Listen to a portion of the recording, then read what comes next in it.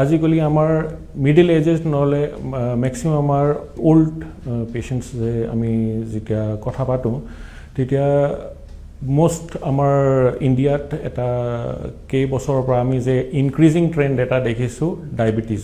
diabetes মেলাইটিছ যেতিয়া আমাৰ বহুতখিনি আনকণ্ট্ৰলড থাকে সেই ক্ষেত্ৰত আমাৰ পৰ্দা আমাৰ এটি বহুত কোমল ষ্ট্ৰাকচাৰ আমাৰ চকুৰ পৰ্দা যোনটো আমাৰ দৃষ্টিৰ কাৰণে আটাইতকৈ বেছি ইম্পৰ্টেণ্ট হয় আমাৰ চকুৰ পৰ্দা থ্ৰু আমাৰ চকুৰ নাৰ্ভ ব্ৰেইনৰ লগে কানেক্ট কৰে আৰু আমাৰ চকুৰ যোনটো পৰ্দাত তাতে আমাৰ পোহৰটো পৰে আৰু সেই পোহৰটো ট্ৰান্সমিট কৰি আমাৰ ব্ৰেইনৰ লগে পঠায় তো সেই পৰ্দাটো আমাৰ কাৰণ বহুত কোমল ষ্ট্ৰাকচাৰ তে আমাৰ যোনটো নৰ্মেল ডায়েবেটিছ যোনটো ৰেঞ্জ হয় যেতিয়ালৈ সেইটোত উইদিন নৰ্মেল ৰেঞ্জত আছে তেতিয়ালৈ পৰ্দাটো বহুত হেল্ডি বিহেভ কৰে যদি আমাৰ ডায়েবেটিছৰ ছুগাৰ লেভেলটো বহুত সময়ৰ কাৰণে যদি বেছিকৈ থাকে নহ'লে বহুতখিনি ফ্লাকচুৱেট কৰে চকুৰ পৰ্দাত bleeding spots cholesterol spots swelling